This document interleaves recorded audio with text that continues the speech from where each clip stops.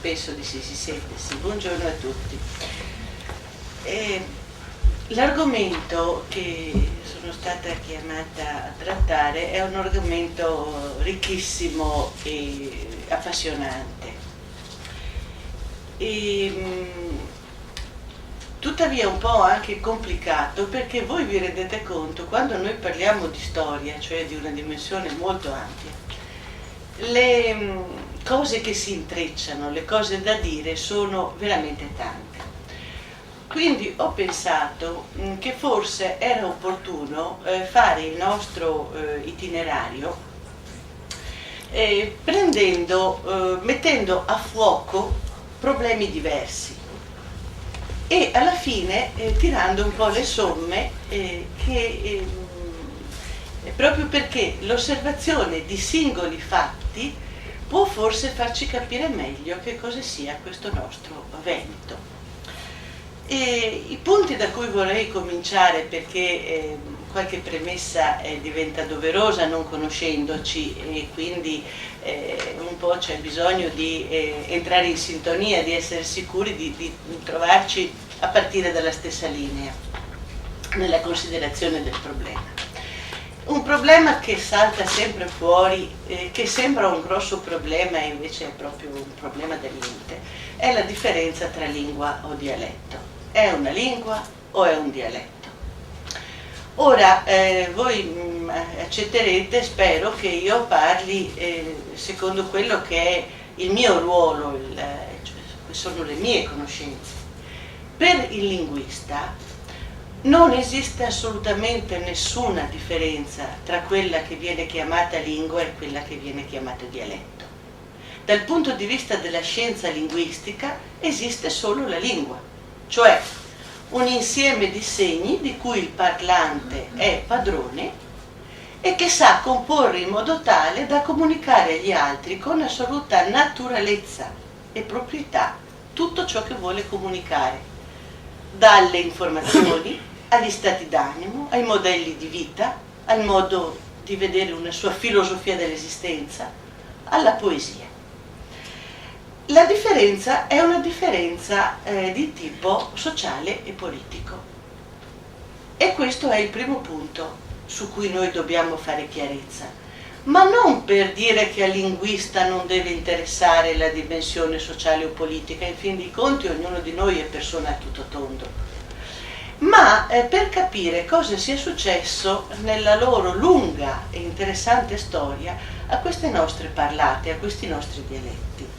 Molte volte hanno fatto la spesa di pregiudizi infondati, scientificamente proprio inaccettabili, e cioè a un certo punto è stato quasi come il dire questo è un dialetto, questa è una lingua, significasse che dal punto di vista della ricchezza grammaticale, della logica, della profondità di pensiero, una fosse qualcosa di completo, di valido, di alto, di importante, gli altri fossero cose di poco valore di cui tutto sommato tentare, in certi periodi lo si è tentato, di estirpare la razza facendo vergognare le persone di usarli.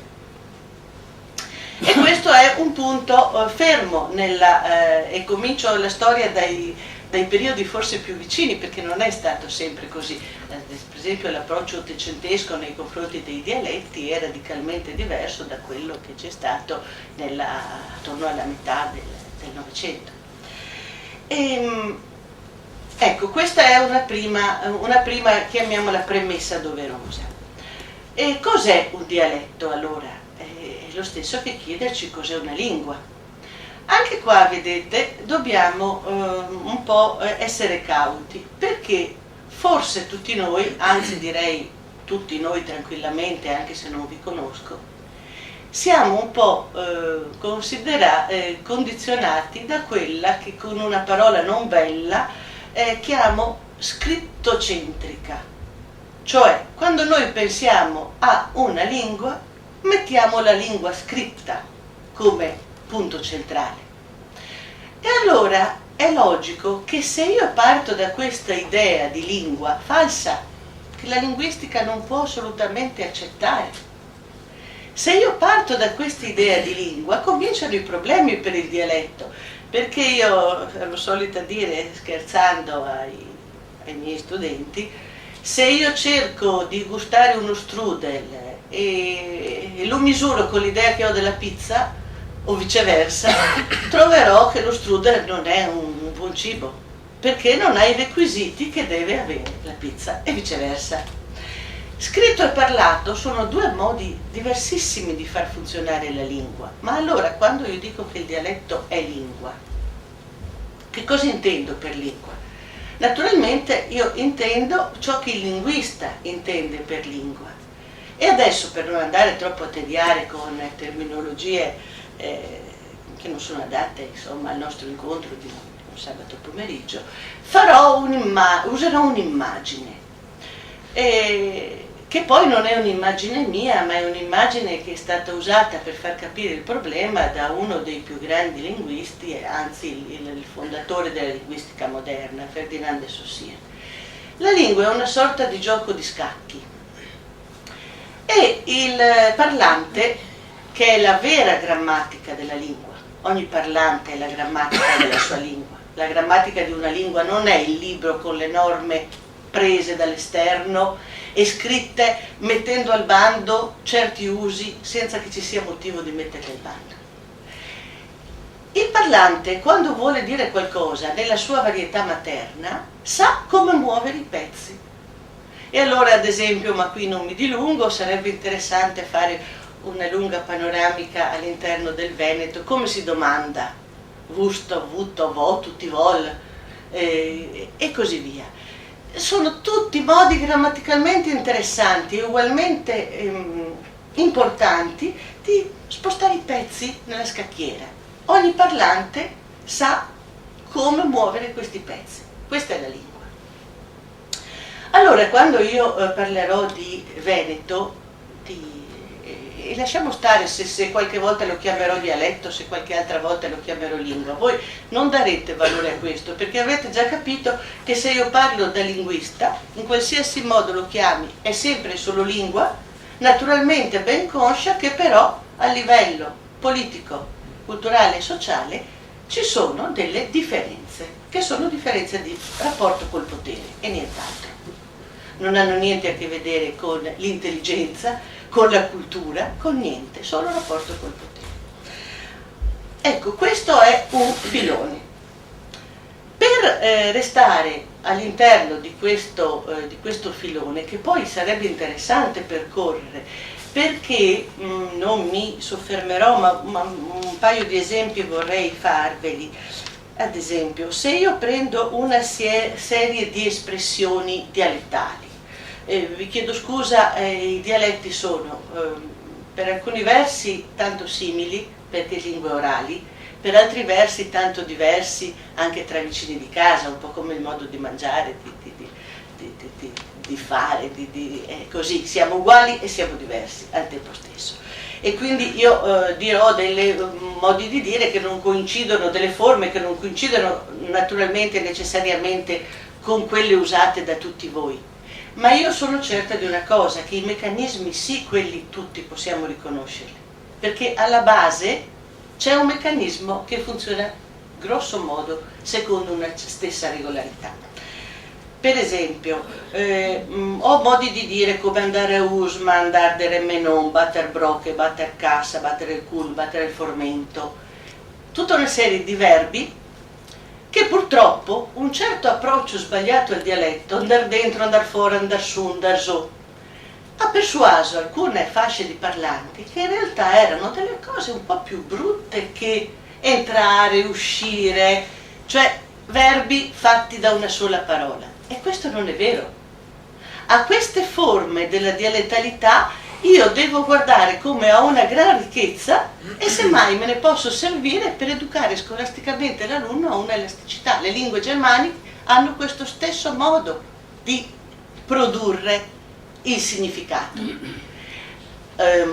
Noi quando parliamo sappiamo che dobbiamo sempre prima del verbo di terza persona, zac, mettere avanti la pedina del pronome, il dise, il canta, i dise, i canta. Perché? Perché la grammatica dei dialetti è fatta in modo tale che l'informazione non viene data dalla desinenza, devo anticipare il pronome.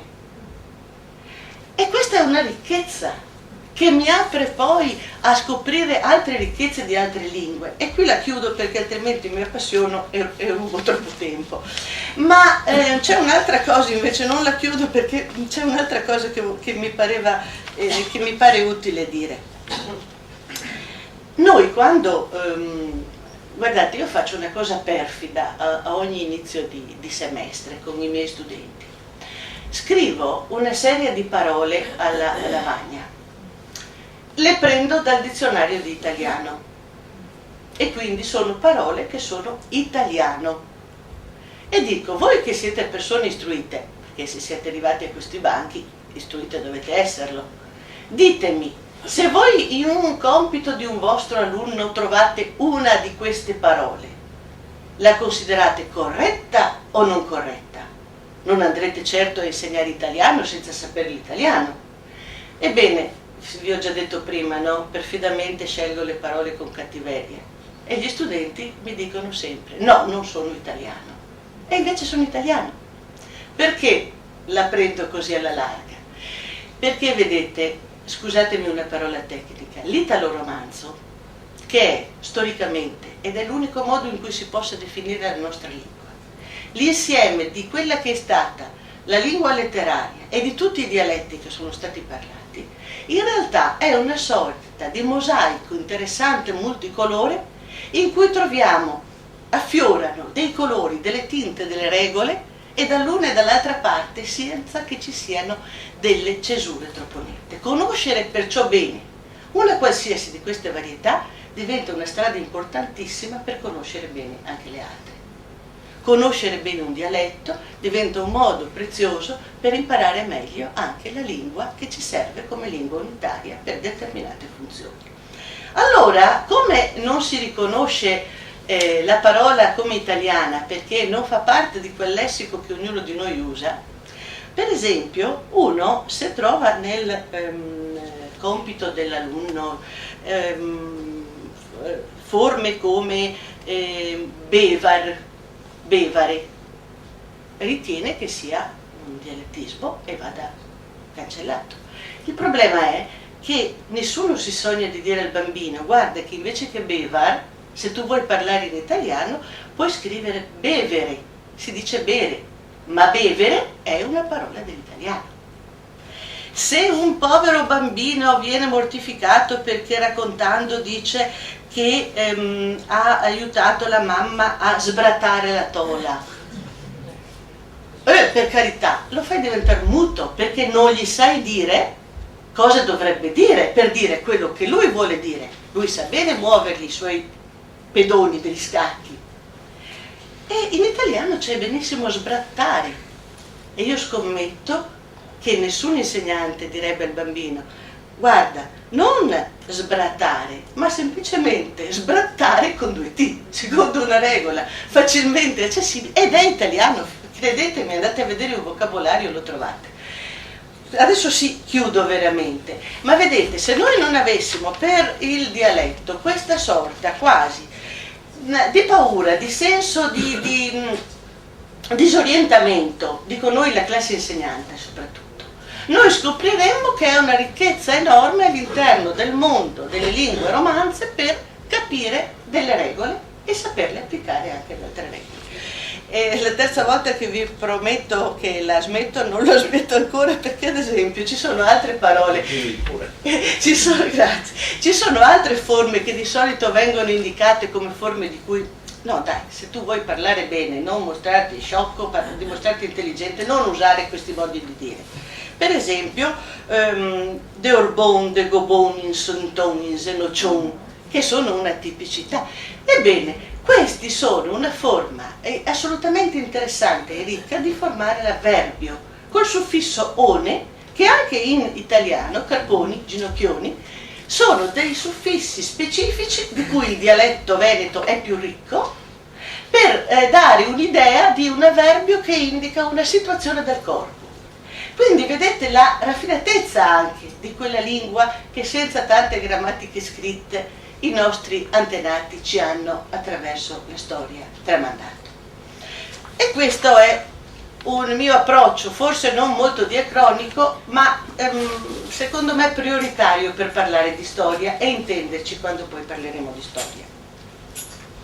Anche perché, vedete, commentavo prima, ci scambiavamo alcune impressioni, io dicevo che sono sempre colpita e sorpresa, anche se ormai non dovrei non sorprendermene più, che quando ci invitano a fare delle lezioni ai dipartimenti di italianistica del resto d'Europa, il loro interesse va in modo equamente distribuito, cioè ti chiedono proprio delle ore di lezioni su quella che è la lingua ufficiale e sui dialetti.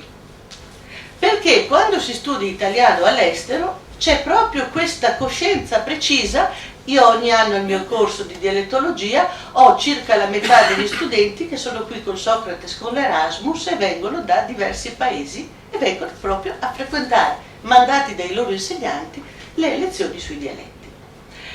Quindi vedete che questo diventa in qualche modo rasserenante rispetto al problema. Non c'è un vero problema di cesura tra che cos'è una lingua e che cos'è un dialetto. Ebbene, un'altra cosa curiosa è che, per esempio, tra i più grossi studiosi dei dialetti d'Italia noi troviamo per esempio delle persone di nazionalità germanica, degli inglesi. Il professor Maider, un giovane studioso di Oxford che dedica la sua attività di studioso ai dialetti d'Italia anche, sostiene questo, e lo sostiene in un volume ricco di esempi assolutamente convincente. È inutile che noi adesso ci mettiamo qua a discutere se il Veneto è unitario, al di là delle differenze si può parlare di un Veneto, o se bisogna parlare del Veneto di Padova, di Verona, di Vicenza, di Treviso. Dice questo studioso, non vi tedio con gli esempi, ma vi assicuro che sono assolutamente persuasivi, che non solo non si possono ritagliare i dialetti uno dall'altro, ma non si può nemmeno ritagliare tutto l'insieme dei dialetti d'Italia dall'insieme dei dialetti di tutto il dominio romanzo, Francia, Spagna, Portogallo, perché hanno tutti, come una grande famiglia, qualcosa di simile, qualcosa di diverso. Allora questo è il quadro su cui ci muoviamo. Adesso facciamo una qualche cronologia. Lascerei da parte in ombra tutto ciò che riguardo la storia linguistica del Veneto, un discorso più leggendario e legato al bisogno di costruire un mito delle origini piuttosto che storico, perché tutto sommato è proprio un discorso di per sé interessante ma fuori dalla storia. E guarderei invece a una situazione che comincia quando comincia a delinearsi in Italia il problema, che è un problema di attualità perché ne discutiamo anche oggi, solo che cambiano i nomi delle lingue, di quale sia il tipo di lingua che è necessario al nuovo tipo di società che si sta formando. Una società che dà grande impulso alle componenti mercantili, ai commerci, ai contatti, e che non è più in grado di ritenere utile quella che prima era una lingua universale, il latino, che in realtà il latino era l'inglese dei giorni d'oggi, cioè una lingua, anche se non la parlavi, però per chi era erudito consentiva di superare i confini e di parlare con interlocutori di altri stati. A un certo punto però c'è una rivoluzione economica e sociale molto forte e c'è bisogno di una nuova varietà di lingua. Ecco che nascono quelli che vengono chiamati volgari. Adesso per noi forse volgare è una parola che pare un po' riduttiva, in realtà volgo, vulgus, popolo, una lingua diffusa e nota ai naviganti, ai nocchieri, ai commercianti, insomma una lingua che si imparasse parlando e non che si dovesse imparare solo studiandola. Questa era la differenza essenziale. E allora qui comincia una storia interessante anche dei nostri dialetti, perché quando si cerca questa nuova lingua che vada bene per il presente, entrano in gioco un po' tutte le parlate nel territorio d'Italia. E noi siamo invece abituati a riassumere e a pensare tutto in termini di Dante, come se solo Dante ci fosse. Ora, è logico che l'operazione che fa Dante, il fatto che poi ci fosse alle sue spalle la Toscana, Firenze, con i più gran banchieri, anche qua tutto sommato non andiamo lontano dal presente, se voi pensate anche nei nostri paesi più piccoli quante banche hanno aperto in questi ultimi anni la loro sede. Quindi, e la stessa cosa succedeva con i toscani, aprivano banche dappertutto, anche nel Veneto, erano loro, e quindi assieme alle banche portavano anche la loro varietà parlata, perché la gente che si sposta parla. Una cosa è lo scritto e una cosa è la lingua viva, naturale, orale. Ora, allora, la grande operazione intellettuale di Dante, letteraria di Dante, però non avrebbe quel significato che ha avuto se non avesse tutto questo reticolo, che è un reticolo economico e di mercato. Ma ciò che noi adesso diremo non riguarda la situazione di sfondo, ma riguarda la situazione veneta. E allora io vi metterei a confronto, mettiamoci a confronto con alcune righe di un Veneto del 200. Giacomino da Verona, che ha il suo posto anche all'interno di quella che è l'ufficialità della cultura riconosciuta come grande. Assai gelasobisse, liguri roschi e serpente, vipere, basilischi e dragoni mordenti, a cui plic rasui taglia le lingue e i denti, e tutto il tempo magna e sempre famolenti. Lì e li demoni con li gran bastoni, che gli spessa gli ossi, le spade e gli galoni, li qual sento tanto più nigri de carboni, se non mento li diti dei santi sermoni, e così via. Questa è la lingua usata da Giacomino da Verona nel 200. Non ve l'ho letta e non ve la traduco per stare qua a fare delle pedanterie su queste parole. E penso però che ne abbiate sentita la musica. Non dimentichiamoci che Zanzotto dice una cosa molto importante, molte volte il poeta parla con parole più vere dello scienziato, che ogni lingua ha anche un suo corpo, e il corpo io lo gusto e lo sento anche se non capisco del tutto il significato.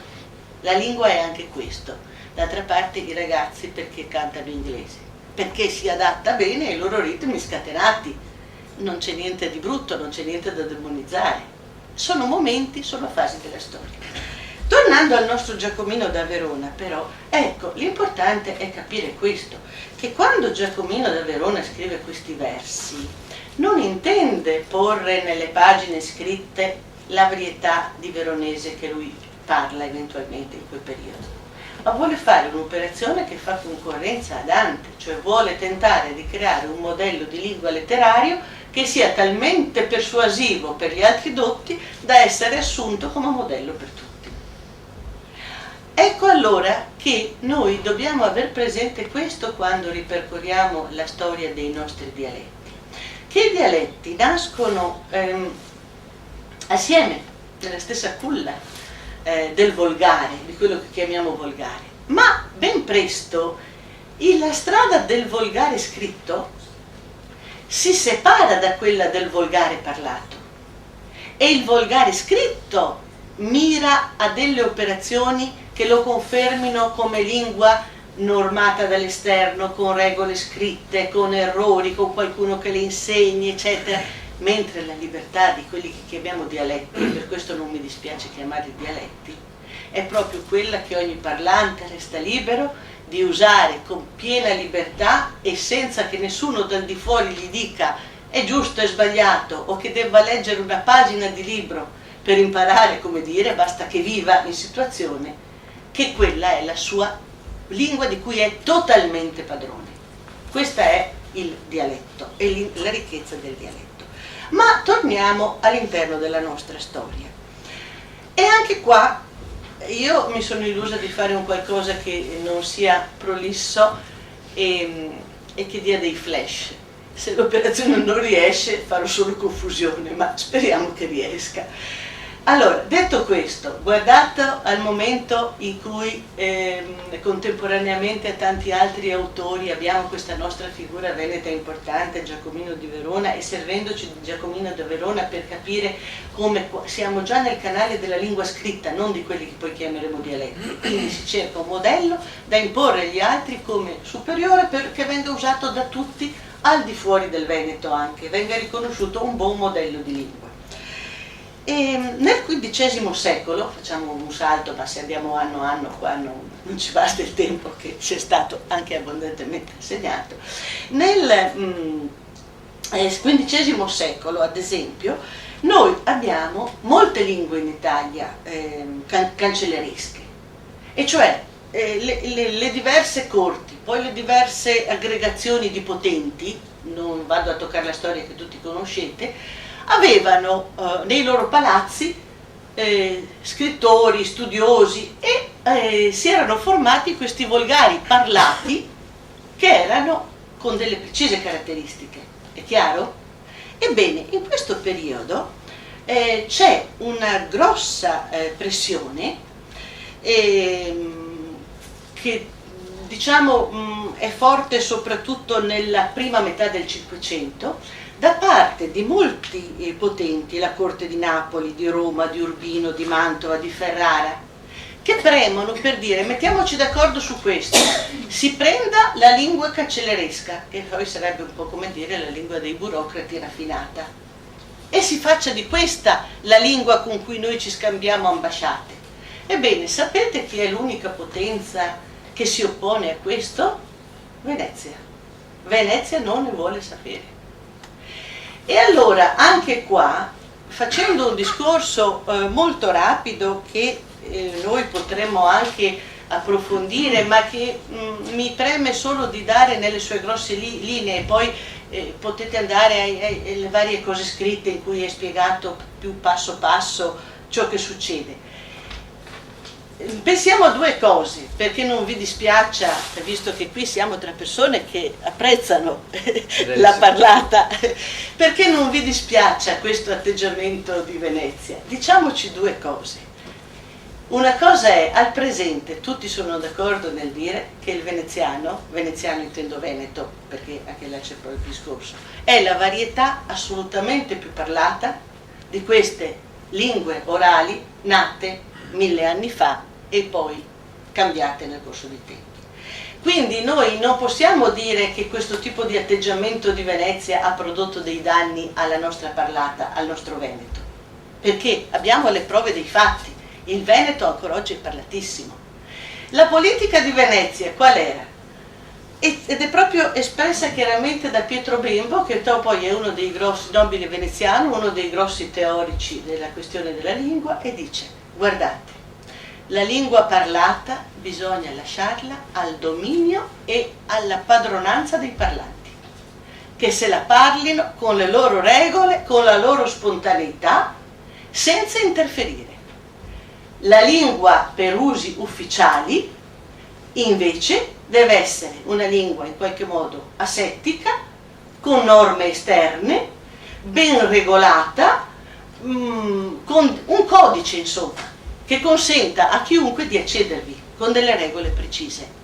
E per questioni di opportunità, anche pratica, che adesso io qui non sto a discutere, dà il suo pieno appoggio perciò al toscano. Ma non dobbiamo fraintendere a livello di scrittura ufficiale, mentre per ciò che riguarda il parlato, noi sappiamo che fino a tutto il Settecento era assolutamente normale, anzi gli avvocati del Foro di Venezia erano ammirati da tutti proprio perché continuavano a usare il veneziano. facciamo un altro salto, perché non sembri che io voglia parlare solo di Venezia. Anche se un'altra piccola cosa di Venezia la vorrò ancora dire. C'è un episodio che mi pare sia emblematico e ci possa anche piacere, anche per rendere meno pesante il parlare. C'è un poeta, Francesco Petrarca, che certo almeno di fama tutti conosciamo, che a un certo punto se ne va seccatissimo da Venezia. Lui era andato a Venezia, aveva promesso di lasciare a Venezia tutta la sua biblioteca, si carica i suoi libri in barca e va via, va nel Padovano, dicendo che tutto sommato lascia una città abitata da uomini di poche lettere. D'altra parte i veneziani avevano detto che lui era un uomo da bene ma ignorante. E qui c'è un discorso che, detto così in aneddoti, è anche piacevole, ma guardate che è qualcosa di profondo che ci fa capire a fondo il problema. La differenza era differenza di modo di intendere la cultura tra una città mercantile che privilegiava la medicina, la matematica, la scienza, e l'uso delle corti e delle signorie che invece coccolavano alla loro corte l'intellettuale, il letterato. Due modi diversi, quindi l'ignoranza, l'uomo da bene eccetera è proprio una questione di divergenza nel dare importanza a una scienza o all'altra scienza. Però c'è un altro fatto molto interessante, ed è che Venezia, proprio per, e qui non mi addentro perché sarebbe un altro discorso interessante ma lunghissimo, proprio per il sistema di governo di Venezia, il Doge non aveva assolutamente quel potere di fare il protettore, il mecenate dell'intellettuale come potevano farli altri potenti ad altre corti, alla corte di Ferrara, eccetera. Proprio perché c'era un controllo del sistema istituzionale che impediva che ci fossero forme di protezione che potevano sembrare favoritismi. E quindi il rifiuto di Venezia da parte di Petrarca è anche il rifiuto di un modo di gestire il potere e di avere rapporti clientelari con potere che era strano in quel periodo. Non mi dilungo perché io questo lo vedo solo di riflesso all'aspetto linguistico, ma vengo a un altro punto importante della storia dei nostri dialetti o lingue del Veneto, perché vedete, se noi avessimo la pazienza, ma qui allora ci vorrebbe un incontro solo per questo, di stare a vedere proprio tappa per tappa, periodo per periodo, l'originalità di Venezia e ciò che ha fatto del Veneto una lingua importante, ricca, ancora parlata, ancora amata, è che tutto sommato non c'è stata mai una forza accentratrice che abbia fatto il vuoto attorno, neanche linguisticamente. E quindi la politica di Venezia è stata quella di non voler imporre il veneziano come lingua ufficiale d'uso nei rapporti internazionali, ma nemmeno di aver voluto imporre il veneziano come lingua, dialetto, varietà, quello che volete, ufficiale d'uso, neanche ai territori che lei dominava. E quindi ecco che abbiamo nell'unità del Veneto, che lo vedremo penso in modo molto interessante, che ci sono delle regole di base comuni, ma vediamo anche questa polifonia, questa mantenersi dopo secoli e secoli di una grossa personalità dei dialetti bellunesi, di una grossa personalità dei dialetti veronesi, di una grossa personalità dei dialetti di altre aree, che sono la vera ricchezza culturale di queste parlate. Scusatemi anche qua un salto geograficamente molto ad ovest e come secoli molto avanti, ma guardate che se voi andate a paragonare la situazione di tutto il nostro nord-est, dati alla mano, con la situazione del nord-ovest, siamo pur all'interno dell'Italia settentrionale, noi troviamo che i dialetti nel nord-est sono vitali, amati, serenamente parlati. Nel nord-ovest grossi centri accentratori hanno fatto il vuoto attorno a sé. Come Milano ha reso periferia tutta una serie di nuclei abitativi attorno a sé, ha distrutto anche la dialettalità della zona. Mentre la specificità del Veneto è quella di aver mantenuto nella continuità della storia, pur con una omogeneità di fondo, pur con una patina di venezianità che è stata unitaria, dico per esempio a certi miei amici delle valli del Primiero, che naturalmente, visto che quelli di pianura vanno a portargli via i funghi, non è che poi li vedono molto bene, no? Perché poi la vita è fatta anche di queste piccole cose. E allora quando parlano loro dicono, no, noi parliamo un dialetto diverso.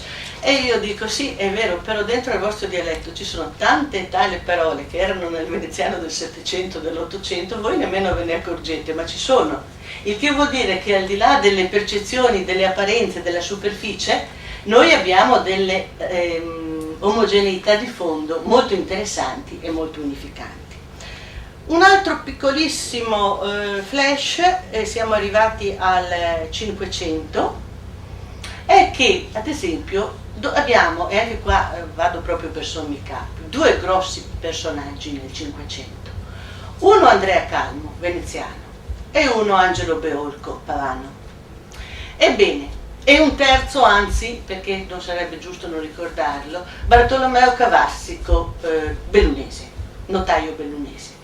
Ebbene, questi tre autori ci fanno vedere come, accanto a un uso di cui erano perfettamente padroni della varietà ufficiale letteraria, sapevano fare un uso forte ed apprezzato anche della varietà locale, il pavano e il bellunese. E nel Calmo la cosa diventa ancora più interessante, perché in Calmo abbiamo la commedia plurilingue, proprio perché nella Venezia del periodo noi abbiamo una presenza di slavi, di tedeschi, di bergamaschi, cioè tutta l'immigrazione che ha fatto la cultura e la storia della città e che è segnalata, adesso qui bisognerebbe analizzare a fondo, è interessante la caricatura, il grottesco ma anche il realismo, da una lingua che è varia e complessa. Allora vedete, noi ci stiamo avvicinando a capire questo, mettendo assieme tanti tasselli di storia, che noi siamo tutti credo viziati, ma è una cosa recentissima di questi ultimi decenni, da un pregiudizio di monolinguismo, come se dovessimo per forza avere un amico solo. Se non ho un amico solo è come se buttassi via quell'amico. Devo scegliere tra una varietà e un'altra varietà, quando la realtà storica del Veneto, vista in tutta la sua complessità, è fatta di plurilinguismo, con valorizzazione di varietà dialettali diverse, di lingue diverse, di usi diversi, ognuno al suo posto, con pieno rispetto e arricchimento reciproco. E questo è proprio una costante di tutta la lingua di Venezia. Volevo ancora un paio di minuti farvi sentire un piccolo testo del 1300. Siandoli casulo rem, egli preso la sua fossina in man e vuos medar, ed egli tras la fossina de man e brancailo per li caveli, e traslo nella sentina della mia barca, e tel disse, tu menti per la gula, e te gli disse, tu menti per lo cul, e ten questa il foaladi della mia barca per volerme sair in barca, ed me spensi de dos per non voler briga, e in questo eleva l'orem e vos me dar zo per la testa, ed enti vai col me, sì che non me fa mal né io né lui. Questo è il veneziano delle isole, Lio Mazor del 300, in un accurato verbale di un processo in cui lo scrivano riportava le parole di chi raccontava. Non credo che l'abbiate capito, è una lingua molto vicina, insomma è la storia, litigano, uno prende il remo, si battono, tu menti per la gola, tu menti per il culo e qua e là, il tutto era perché uno aveva accusato l'altro e l'altro gli aveva detto l'altro amico che gli aveva tentato di rubare le reti, tutta una storia lunga, bellissima, sono splendidi questi testi. Ma perché ve li cito? Perché vedete, qua siamo nel 1300, se andiamo a leggere un testo veneziano nel 1400, ahimè che son ferito da un'anzoletta nata in paradiso, quel suo polito viso m'ha tolto il cuore, e sì de me s'è partito, o anzoletta, o caro il mio tesoro, del viver mia colonna, o drezze bionde che hai in testa d'oro, son ghirlande e corona. Questo è il versi quattrocenteschi di Justinian, che si dice scritti in veneziano, ma voi vedete che c'è un baratro. Perché c'è un baratro? Uso letterario, l'altro era il verbale di un processo. Ma posso ancora un istante? Se io prendo uno stesso poeta, uno stesso scrittore, il notaio bellunese Bartolomeo Cavassico, e scrive, quando scrive poesia: o labbra dolce, mio felice nido, viso peregrin de rose e fiori, o bianche denti, eccetera. Ma quando invece scrive della fame dei contadini bellunesi, fuori noi che farò, mo che le sarà le tratte, senza pan, non ho busse i malan a passare i soldà, in banche reversate la farina, de sera e de mattina, mangerò le ravizze, e non abbiamo che plizze, mangeremo le ravizze, sono le foglie di rapa, non abbiamo che plizze, scorze. Allora vedete, uno stesso autore, quando vuole usare la lingua con una funzione, sceglie, e insomma è un po' come noi quando abbiamo un bel armadio pieno di vestiti. Se ne abbiamo tanti possiamo scegliere, se ne abbiamo pochi ci tocca mettere sempre quello, ma quello solo non ce l'ha nessuno, al massimo un paio di diversi per le occasioni formali o le occasioni informali ce l'abbiamo. Così è la realtà della lingua nel Veneto. La lingua nel Veneto è stata sempre, come tutte le lingue del mondo, anche se una cattiva scuola ha voluto persuaderci che c'è il monolinguismo, che non c'è, che c'è un solo modo di parlare che è quello della grammatica scritta, e non è vero.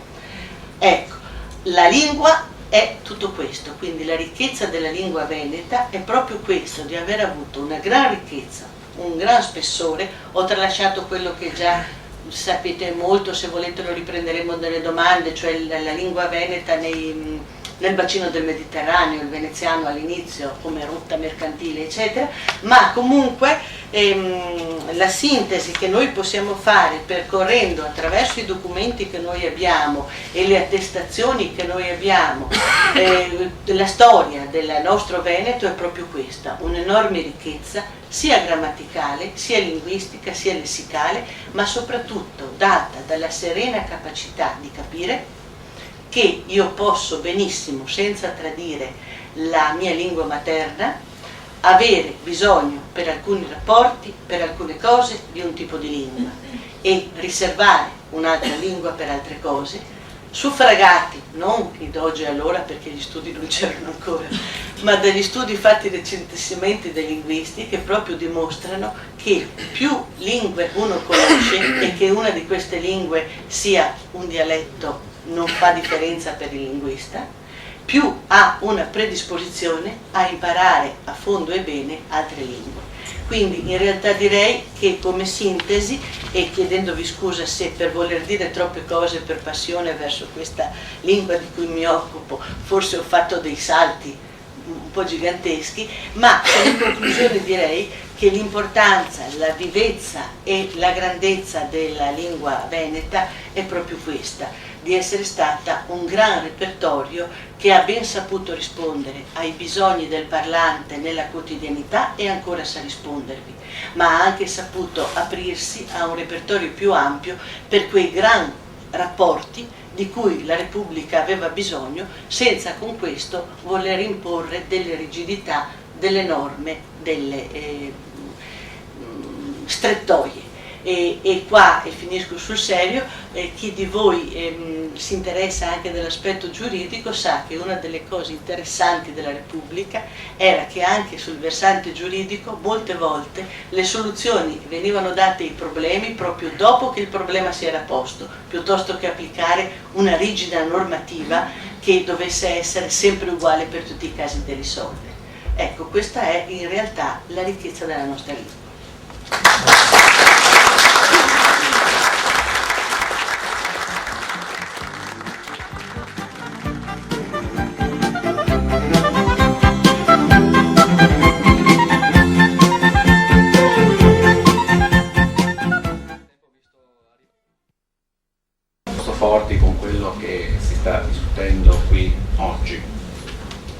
perché appunto già il fatto che ci sia una persona, come diceva il professor Marsiglio prima, che insegna lingua e letteratura catalana al di fuori, non è già un segno particolare che può darci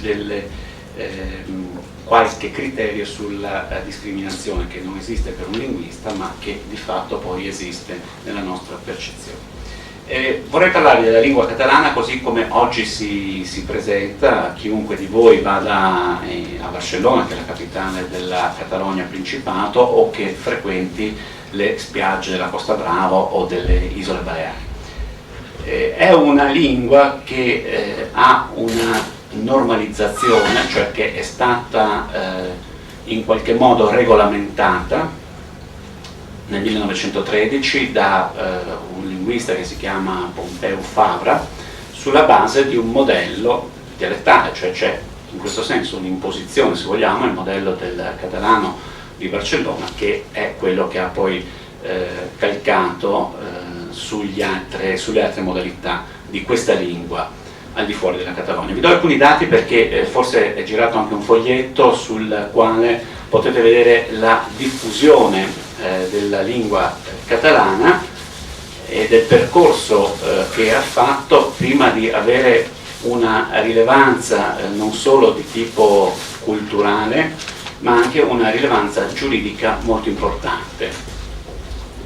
La lingua è oggi parlata da circa, i dati qui non sono sempre molto chiari perché anche nelle indagini sociolinguistiche alla domanda lei sa parlare la lingua catalana, magari rispondono di sì e poi si capisce dagli altri dati che magari non la utilizzano. Ma comunque possiamo quantificare in una decina di milioni le persone che utilizzano questa lingua in comunicazioni di varia natura, non solo familiare, qui adesso non entro nel merito dei dati, e che rendono questa lingua una potenza linguistica abbastanza importante all'interno dell'Unione Europea. È l'ottava più parlata ed è una lingua non statale, cioè nel senso che non ha uno Stato, se escludiamo lo Stato del Principato di Andorra che ha come lingua ufficiale questa lingua e che quindi gli dà anche questa versione di lingua statale, ma che certamente comunque è molto più parlato ovviamente nella Catalogna. Se noi pensiamo che nell'Unione Europea il tedesco è parlato da circa 90 milioni di persone, all'ottavo posto troviamo il catalano, che quindi è parlato più di altre lingue, quali l'ellenico, il neogreco, che ha circa 10,6 milioni. In questo dato sono stati inclusi anche i parlanti della varietà valenzana, sulla quale c'è una diatriba che ha poco a che fare con la scienza ma più con la politica, per cui il sistema linguistico valenzano si vuole rendere differente da quello catalano. È un tema interessante, ma non entro in questa sede in questa differenziazione. Comunque il portoghese, lo svedese, il danese e il finlandese, che pure sono lingue ufficiali dell'Unione Europea, hanno un numero inferiore di parlanti del catalano, che appunto, ripeto, è una lingua che ha una rilevanza ufficiale all'interno solo delle zone nelle quali è parlata. Questo lo dico perché è importante capire come i catalani tengono alla loro lingua e ci tengono anche in un modo, come dire, scritto. Come dicevo, c'è una normalizzazione che, pur avendo fatto probabilmente una forzatura, la diciamo, regolamentazione di Fabra è stata molto criticata, ma ha funzionato come veicolo di scrittura sulla quale modellare i testi. In lingua catalana oggi escono circa 8.000 titoli l'anno, quindi la rilevanza scritta di questa lingua è notevolissima, anche in rapporto ad altre lingue statali. Questo per farci capire appunto in che modo il catalano sia giunto a questi livelli ed essere anche la prima lingua che non ha una rilevanza statale tra le lingue dell'Unione Europea, perché è interessante vedere come il trattamento giuridico sia stato uno dei momenti sui quali i catalani hanno fatto più pressione per vedere riconosciuto la propria lingua come lingua anche di potere, cioè potersi esprimere ufficialmente in questa lingua dove veniva utilizzato tradizionalmente lo spagnolo. Qui non posso non fare riferimento alla situazione specifica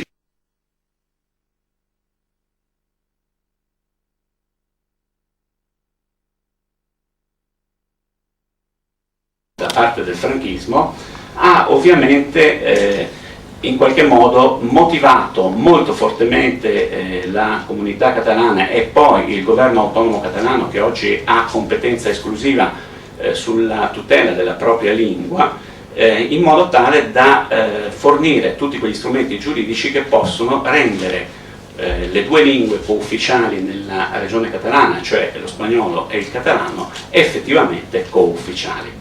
Si sono elaborati concetti quali la disponibilità linguistica, nel senso che non deve essere una concessione il bilinguismo, nel senso che il catalano è in qualche modo subordinato, ma deve essere assolutamente paritario, cioè ciascuno si può esprimere nella lingua che preferisce ed ha il diritto di avere la risposta nella lingua che sta utilizzando, sia essa lo spagnolo che il catalano. Questo bilinguismo perfetto, che è un modello molto difficile da raggiungere, ma che sta dando positivi risultati anche per quanto riguarda come dire, la convivenza tra queste comunità, diverse comunità linguistiche.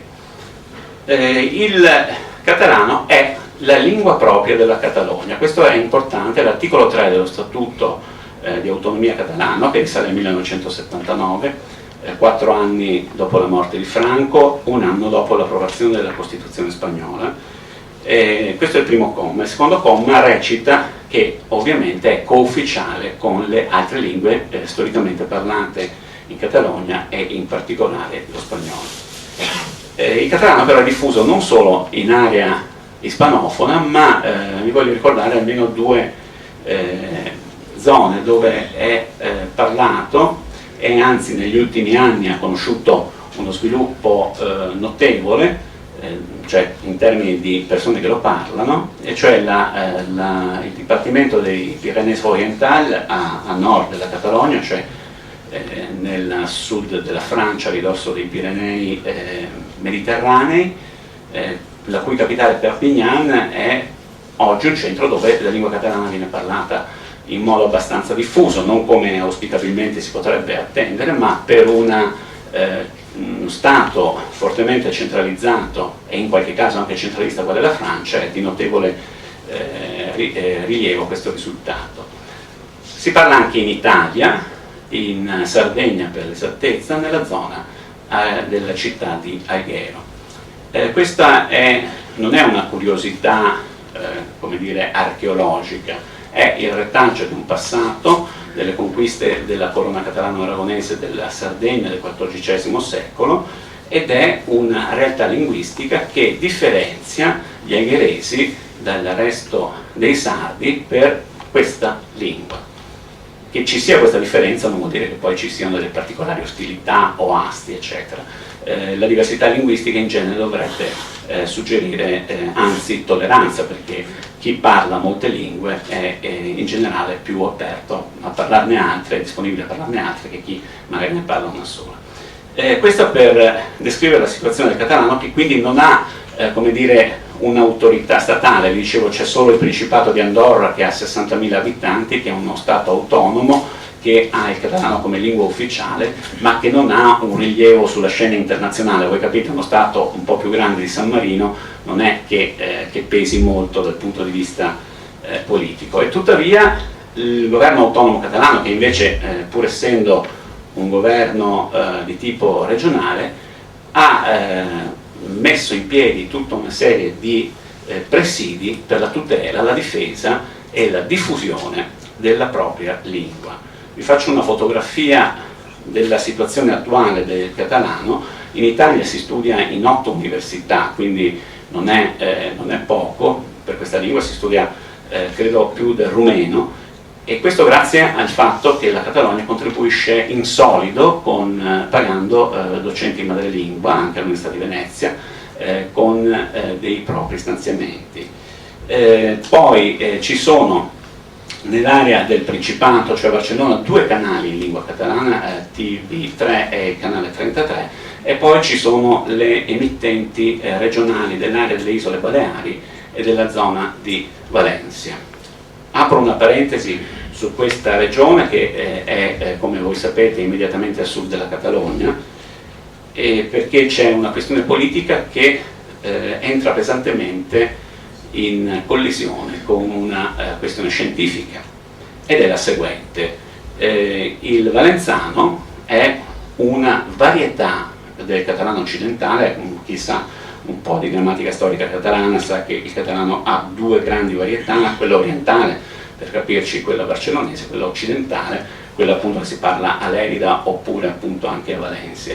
Però i politici valenzani, per una serie di ragioni anche di concorrenza con la Catalogna, Valencia è una città molto importante e grande e non vuole vivere nell'ombra di Barcellona, hanno sviluppato e addirittura fondato un'accademia valenzana della lingua tesa a valorizzare quegli elementi di differenziazione che in un futuro forse remoto, io non sono in grado di dirlo, potranno configurare questo sistema linguistico in modo diverso da quello del catalano orientale che si parla a Barcellona e in modo anche da dividere e da generare un'ulteriore lingua. Si tratterebbe di un esperimento quasi di fantapolitica, invece è una realtà che sta accadendo. Nessun esperto di lingua catalana o comunque di linguistica in generale ha mai sostenuto che il valenzano sia una lingua a sé stante, tanto è vero che se il criterio è quello della comprensione, se io vado con la lingua barcellonese a Valencia e parlo questa lingua mi capiscono perfettamente, tranne una modesta diversità di tipo morfologico e lessicale, la strutturazione della lingua è assolutamente compatibile con una identità. Detto questo, perché appunto molto spesso si sottraggono i parlanti valenzano da quelli del catalano, in realtà vanno assolutamente tenuti insieme proprio perché si tratta della stessa lingua.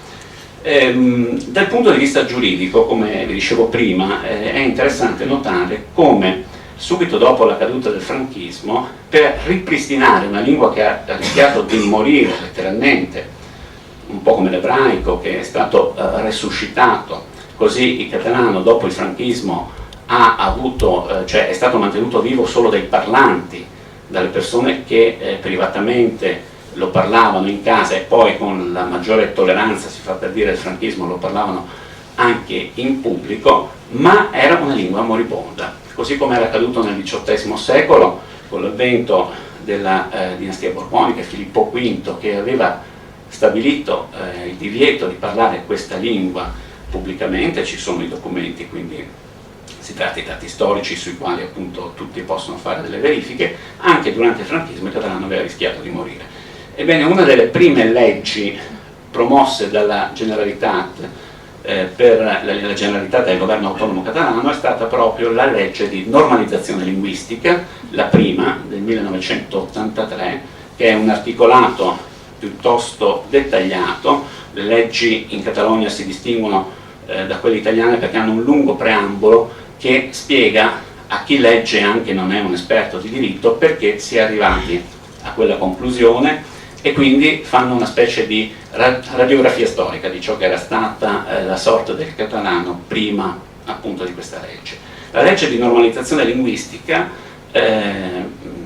non imponeva, ovviamente come nessuna legge può imporre l'uso di una lingua rispetto a un'altra, ma specificava tutti gli ambiti in cui, secondo lo Statuto di autonomia, la lingua catalana doveva essere utilizzata, a pari della lingua spagnola ovviamente, ma questo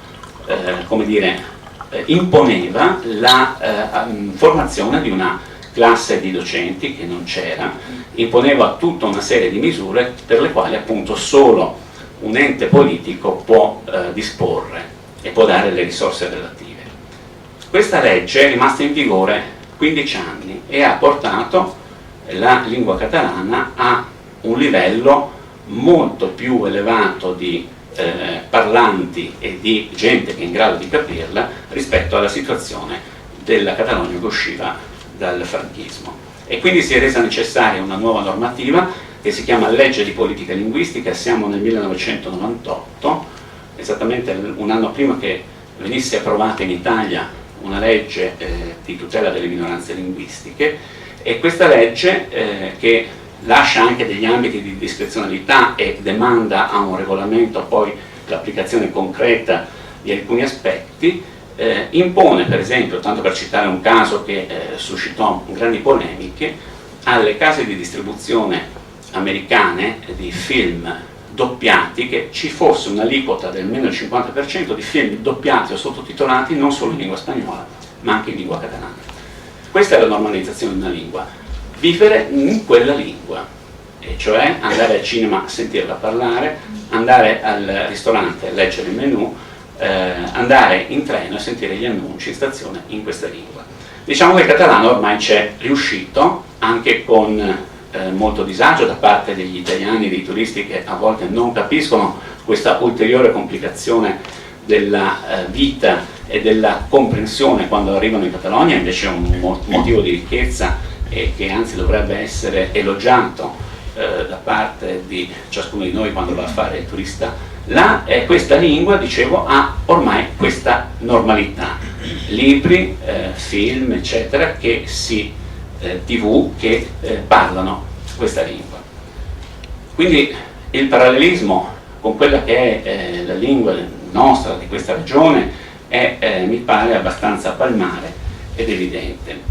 Una cosa sulla quale i catalani insistono in genere è la creazione di istituti culturali e di persone particolarmente esperte degli argomenti che possono in qualche modo dare un modello, perché è in base a questo, nella percezione dei catalani, non credo solo di loro, comunque, che una lingua può sopravvivere innanzitutto e poi può anche vivere di vita propria. Questo non vuol dire ovviamente che una lingua non si debba rinnovare, ma la normativizzazione è sempre stato un problema molto sentito, non solo nel 1913, ma anche successivamente agli anni 30, quando queste norme fatte dal linguista che vi dicevo prima, Pompeo Fabra, sono state recepite da alcuni linguisti valenzani che le hanno applicate per il valenzano. Adesso loro hanno creato una Accademia Valenzana della Lingua, faranno delle altre norme, sulla base ovviamente di modelli di lingua diversi, ma comunque l'idea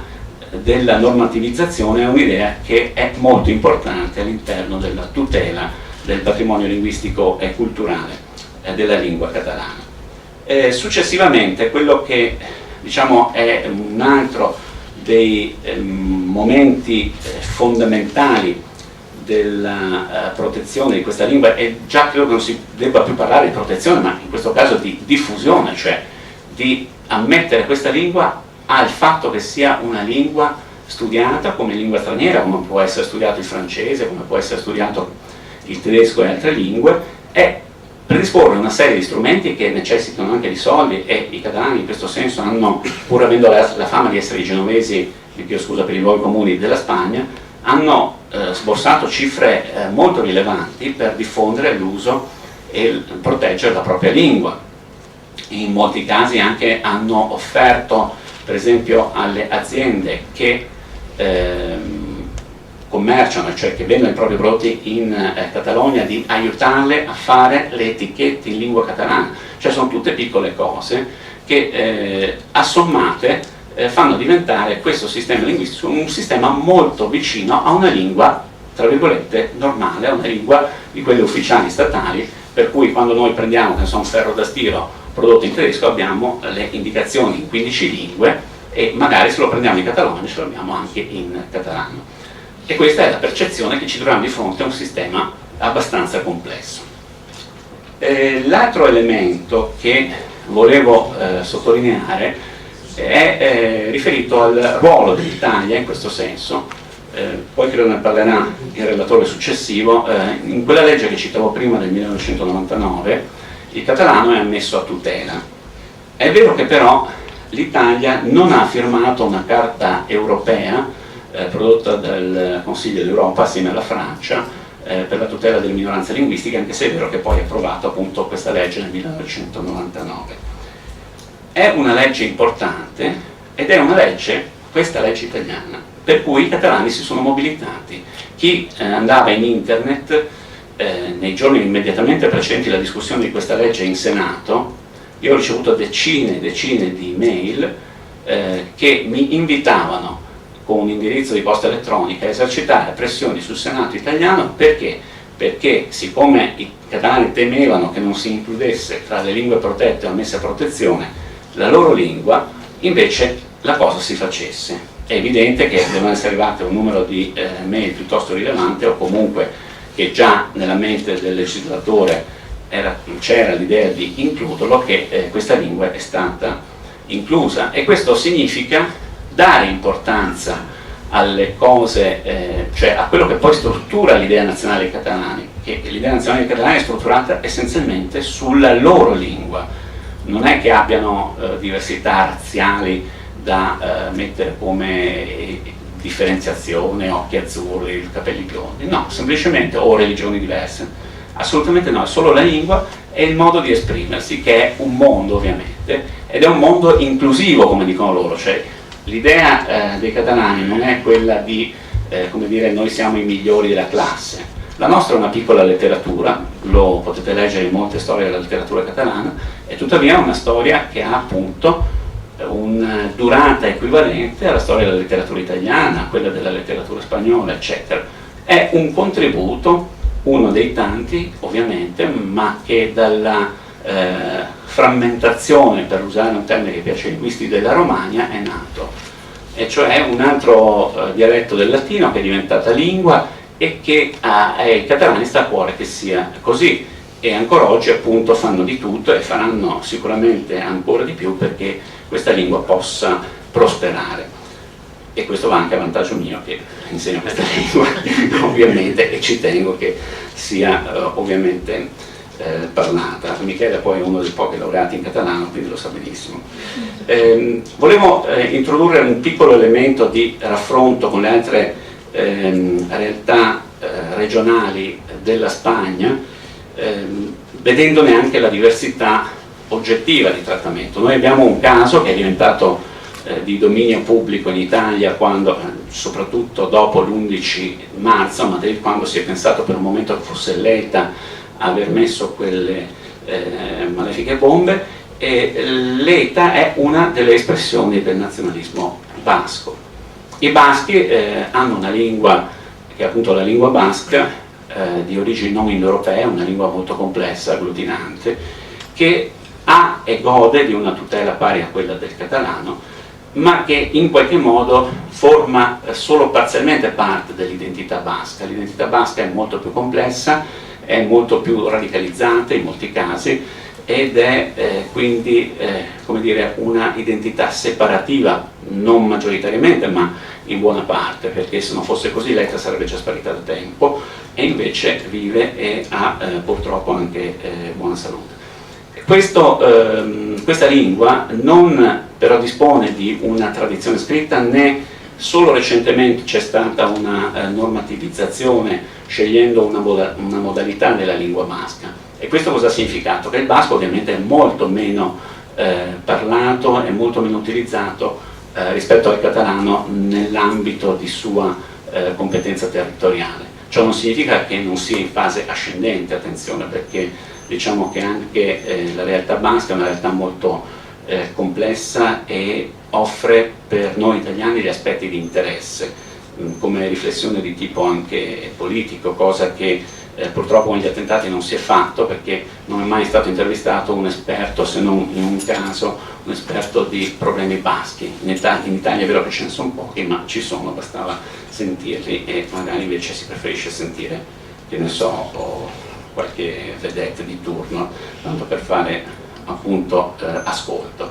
E l'altro caso linguistico abbastanza simile a questo per numero di parlanti, anche se un po' inferiore, è il caso della Galizia, che è situata nel nord-ovest della Spagna, ed è una lingua che pure è dotata di di svariate leggi di tutela, che è però legata molto più strettamente come raggruppamento linguistico al portoghese, tanto da come dire, rendere ancora incerto se si tratti molto spesso appunto come percezione sociolinguistica, dico, e non come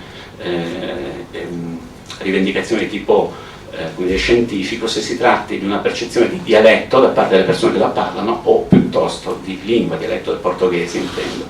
E tuttavia il galiziano vanta quasi 3 milioni di galizianofoni, quindi è una potenza linguistica di tutto rispetto. Dal punto di vista editoriale dell'ultimo, c'è ancora tempo? Sì, qualche minuto. Perfetto, in 5 minuti concludo. Avevo alluso prima agli 8.000 titoli che nel 1999 si sono pubblicati in lingua catalana. È un dato di tutto rispetto che rende il catalano una lingua editoriale molto importante. Nelle librerie di Barcellona ce ne sono solo 2 che vendono esclusivamente libri in catalano, il resto vendono prevalentemente libri in spagnolo, ma la presenza qualitativa, e cioè dare una percezione che si tratta di una lingua che non parlano solo le persone che come dire, hanno una formazione culturale modesta, come per molti aspetti è stato il catalano anche nel corso dell'Ottocento, e quindi dare una veste di rigore scientifico. Ormai si pubblicano in catalano testi di filosofia, testi scientifici, cioè di fisica, di matematica, cioè come si fa con una lingua normale, ma è stato ravvisato che dare questa percezione, cioè che la lingua è strumento e veicolo di informazioni di alta cultura, che sono quelle che poi danno prestigio e rendono anche, come dire, vezzosa questa lingua parlarla e non in qualche aspetto c'è una cosa da nascondere, come per molto tempo purtroppo noi abbiamo fatto con la nostra lingua veneta. Ecco, questo è un dato importante sul quale i catalani hanno e continuano a giocare, diciamo, molte carte, aiutando le edizioni in lingua catalana e aiutando addirittura le traduzioni dal catalano in altre lingue, che rendono la lingua catalana, secondo i dati dell'UNESCO, la 11ª lingua più tradotta. Quindi pensate che questo è un dato importante: sulle migliaia di lingue che si parlano nel mondo, il catalano si traduce, è la 11ª lingua più tradotta, e questo ci dà una dimensione che l'importanza data e attribuita al settore culturale ripaga in generale anche in molti altri settori, che non sono solo quelli della cultura un po' astratta e magari anche un po' astrusa.